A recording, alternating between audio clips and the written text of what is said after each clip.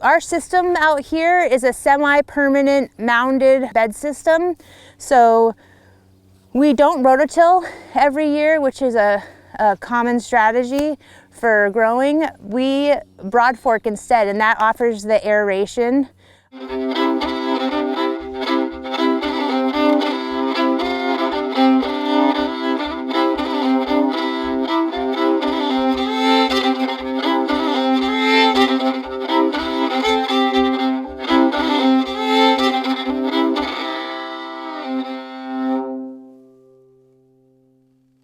We have field prep going on today, and we're starting off with broad forking our beds that have been overwintered just as is. Last fall we came through with a flail mower attachment on our BCS tractor to mow down all the vegetation that was still existing in the beds.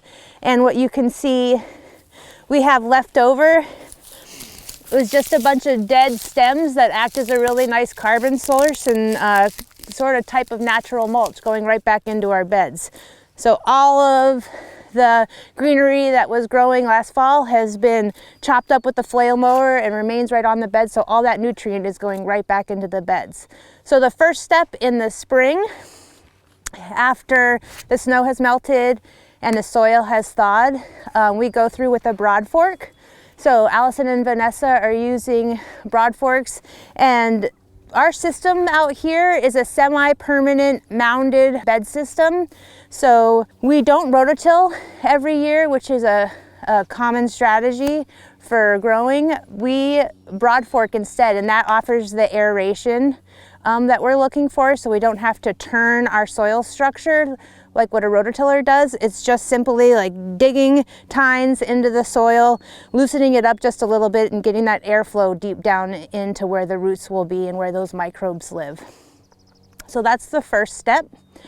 And the next step will be spreading powdered amendments, and then we'll go through with our BCS tractor and our power harrow to incorporate all of those amendments into the soil.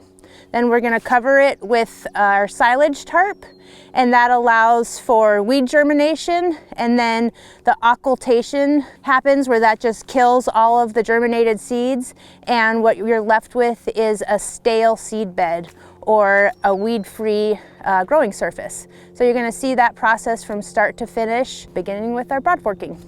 So the first thing that we're going to put on our broad fork beds is a powdered agriculture lime, and our soils here in Homer, and more specifically right here on Lookout Mountain, are naturally acidic. So we're 15 years in the process, and every season we add one application of lime just to continue to sweeten the soil. Our natural occurring soils are somewhere between 5 and 5.5 on the pH level, and we want to get them up to somewhere between 6 and 7 for the vegetables that we're growing.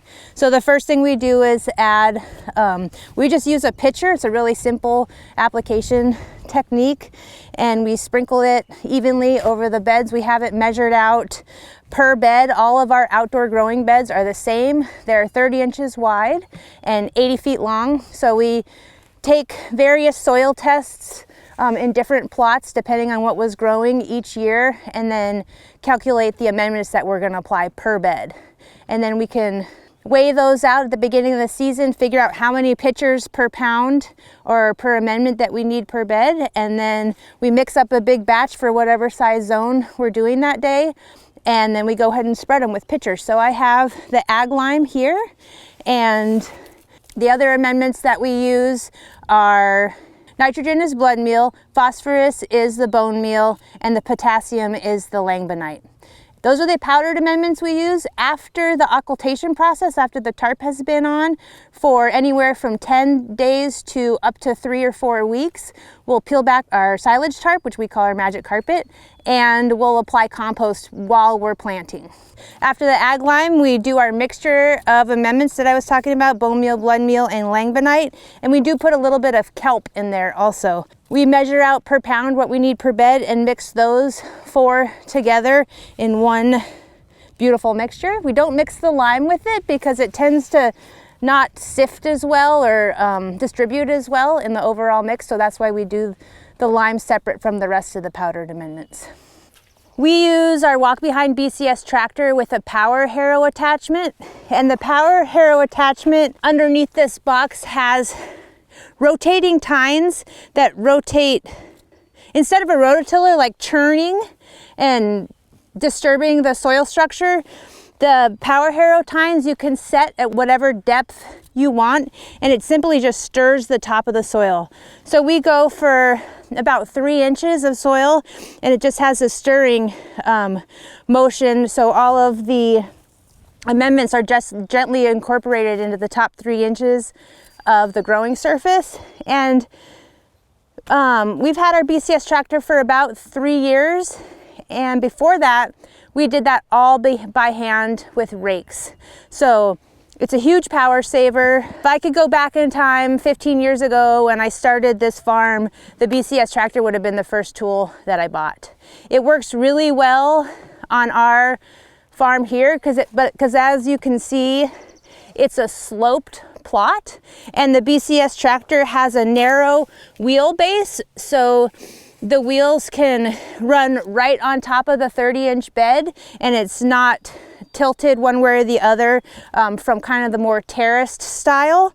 And then all of the implements that they make in various widths, because all of our outdoor beds are 30-inch beds. We buy all 30-inch wide attachments. So the power harrow is going to stir our amendments in, our powdered amendments in, and then it has this roller on the back, so it preps this really beautiful level seeding surface. So if you're coming through with any of the precision seeders and doing direct seeding, you have this really flat and well prepared growing surface to work with.